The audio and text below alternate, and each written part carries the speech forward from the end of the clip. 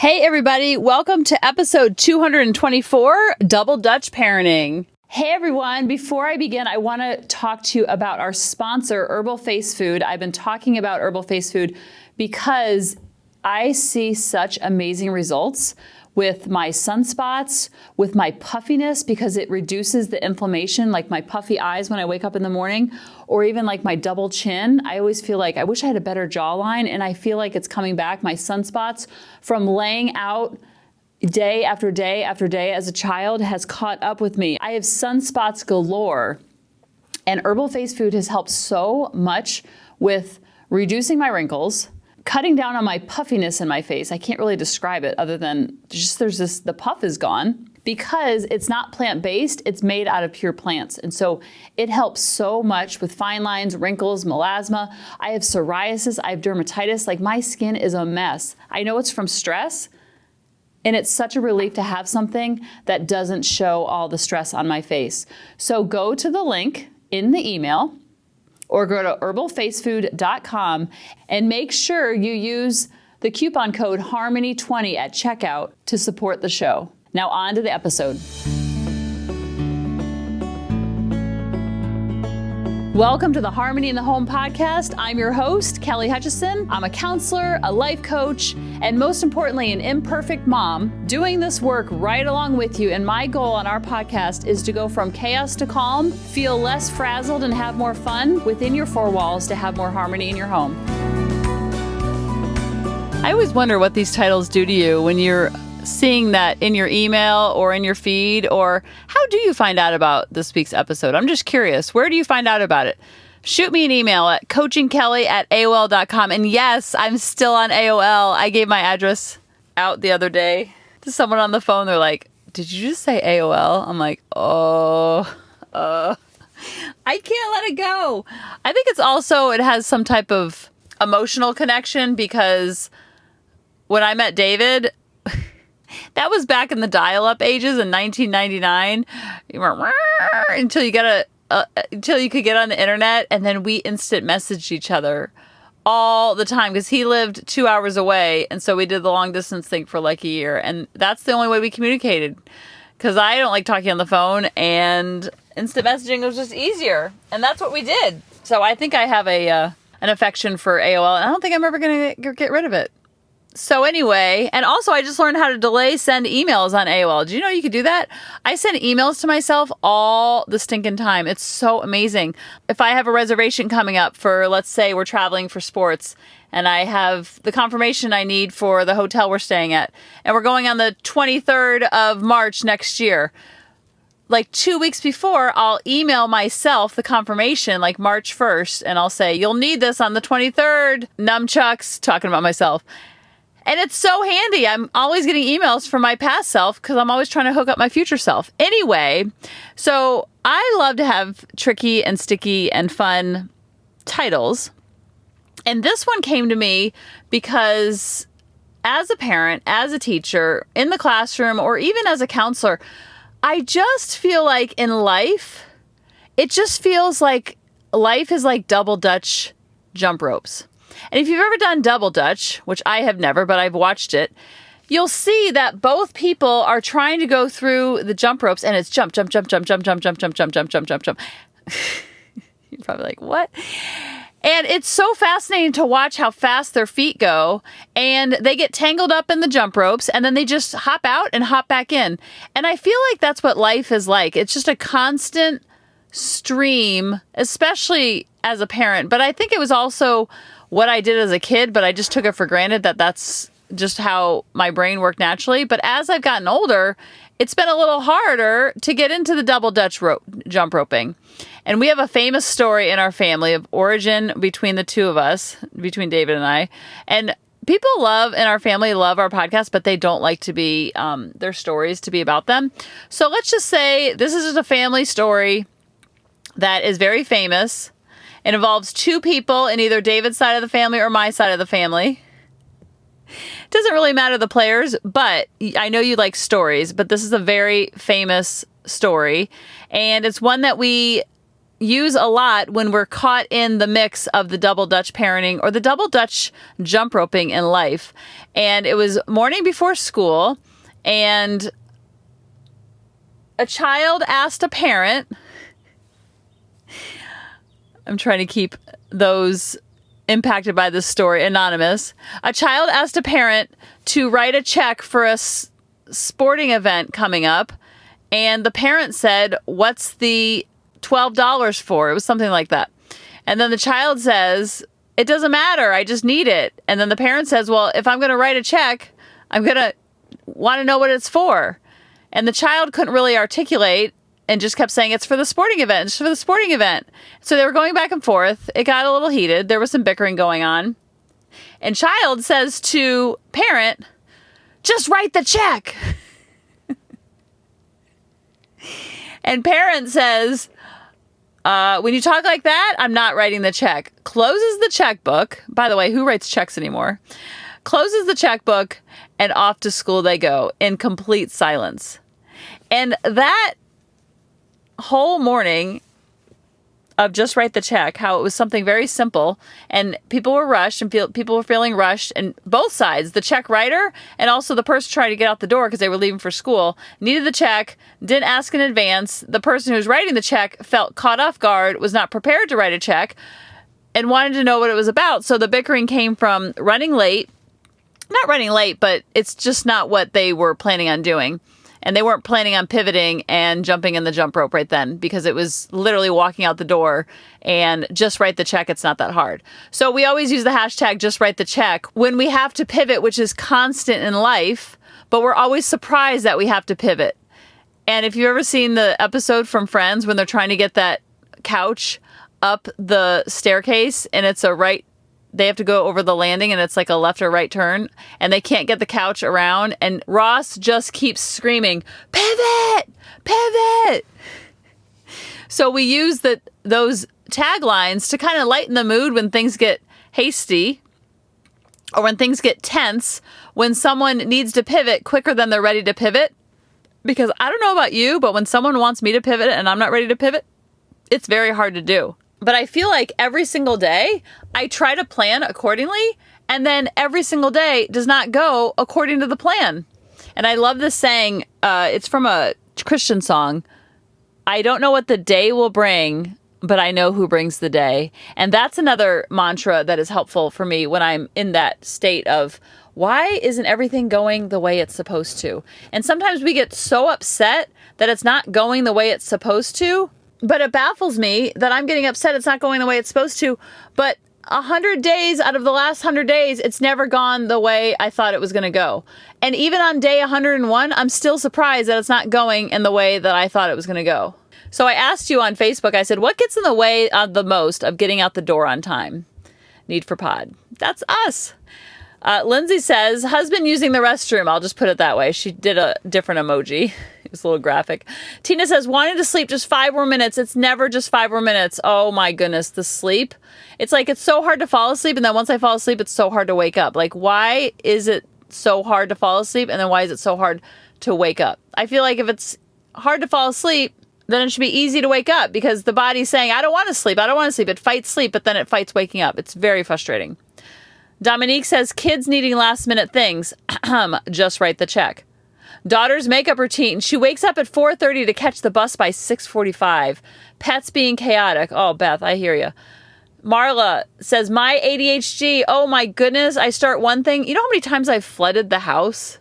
Not flooded the house, but flooded a room or a bathroom or like the laundry room, because I like to pre-wash my workout clothes after I work out so it doesn't go in the laundry with all the other clothes. And so I'll turn on the water, plug up the sink, and say, oh, I need to run that for like 3 minutes. And then 3 minutes turns into 30. And all of a sudden I'll hear drip, drip, drip, drip, drip.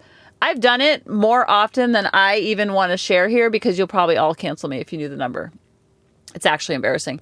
Nina says, my brain, I feel like I have more time than I do. So I'm like, let me fold the clothes before I take my shower because I have enough time. Next thing you know, I'm rushing. It's actually embarrassing. Oh, I've been there, girl. Finding my phone, sleep or kids misplacing their shoes for the 3rd time in one morning. Finding the keys or the cell phone. That's Sharon. Christina's the one that says misplacing the shoes third time one morning. Julie says, my desire to stay in bed longer because I'm always tired. Oh my goodness, me too. Kelly agreed with that. Oh, another Kelly. Yutki says, my husband is always late. So many reasons. Teenagers, every time. Christina's like, same. Jackie says, pets. Tracy says, my 17-year-old daughter. Nicole says, making sure everything's in its place and clean prior to actually getting ready. I always think I have more time. Time management is like a common theme here. Heidi says, my kid, hashtag enough said. Yeah, it's actually me. I'm usually the root of most problems. Leora says, my daughter. Paula says, the fact that I don't really want to go. Oh my goodness, and the stalling. Yes.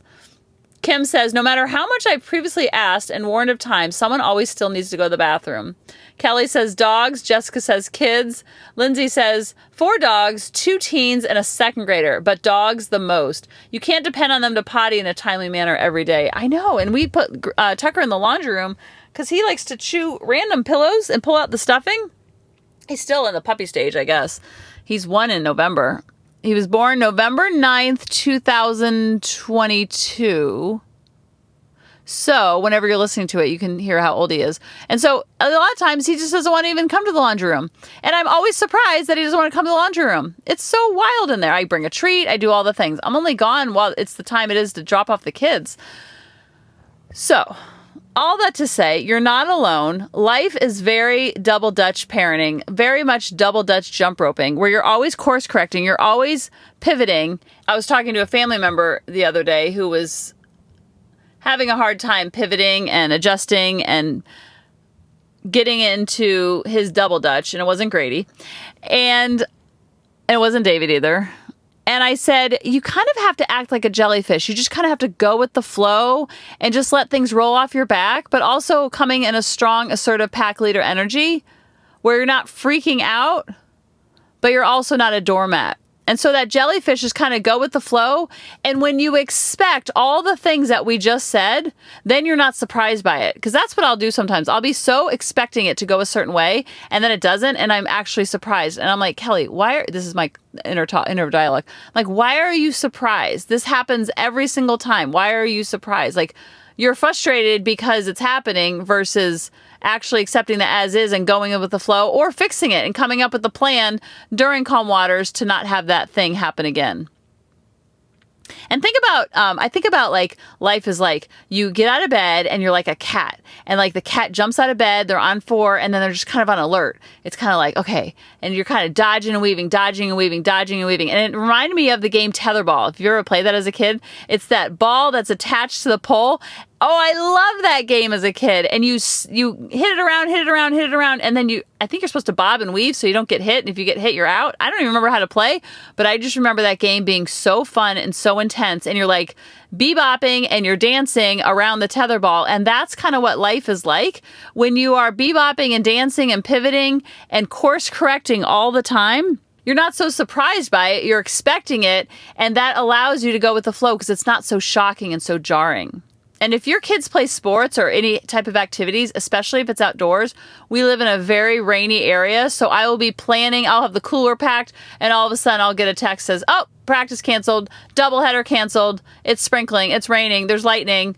And I'm like Lily always says, oh my goodness, be so for real. Like, what are we going to do now? Like the pivot. I'm like, okay, so we're just going to pivot.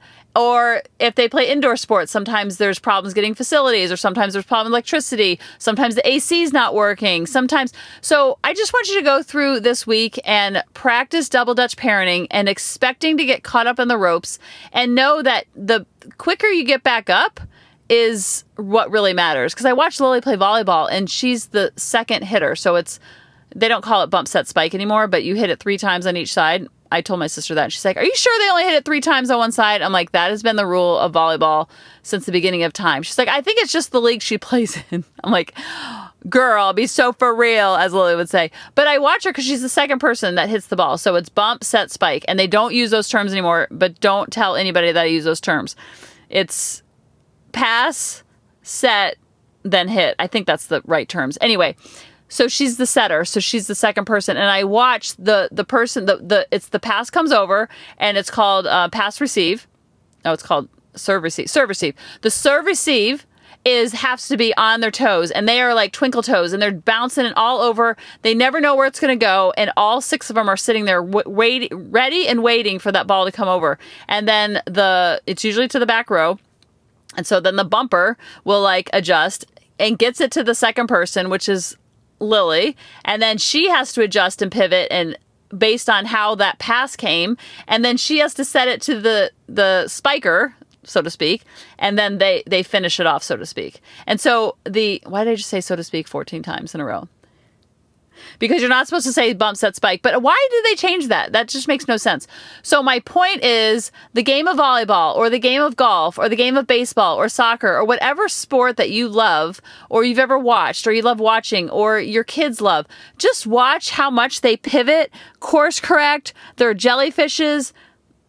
It's on-the-job training. They have to figure it out in that moment. You can practice and practice and practice, but when it comes game time, it's like you go up to the 9th hole and you do a long drive. Well, the way that you're going to hit it on the green, let's say it's par 5, is always going to be different based on the way that you drove the ball initially. And so that pivoting and then adjusting and you figure out as you go is what life is all about. Because a lot of times we want to have the whole thing all planned out and mapped out, and then we attack life or the chore or the exercise program or the business or the marriage or the parenting or whatever it is. We think that once it's all laid out and then it's safe, then we go and do the thing. But actually doing the thing is where we figure it out. Just like in sports, just like you see your kids when they're learning to read or they're learning to write or they're learning math skills, they constantly know how to pivot, bob and weave, play tetherball in life, jump in that jump rope, get tangled up, and they just keep going. And they are human jellyfishes, and it comes very natural for them. 25, 35, 45, 55, it's not so natural for us. But just go back, we used to be like that, so when we remember that, then we're not so much beating ourselves up. We're like, oh, I've done this before. I know how to play the jellyfish. I know how to play tetherball. I know how to be in double dutch, even if you've never done double dutch, because it's that constant pivoting and course correcting, and you're expecting that to happen in your day versus so mad and disappointed and angry and irritated that it's happening. You're like, oh, this is part of the human experience. And when you can do that, you lighten the load on your own shoulders, which translates into your home to have more harmony in your home. I love you guys, and I'll talk to you next week. Bye-bye. Hey, mamas, thanks for listening. If you had any ahas, clicks, or those lightning bolt moments while listening, you have to check out my free parenting bootcamp, where we take all of this to the next level, and we try to create even more awakenings for ourselves so that we can connect more with our kids and never yell at them again. You can sign up at www.coachingkelly.com. And if you really want to fill up my love cup, send me an email of what your aha was, what your click was, what was that lightning bolt moment while you were listening. I want nothing more in life than for you to have harmony in your home and to learn how to be an imperfect mom like me, which allows your kids to be imperfect too, each and every day. Thanks for listening.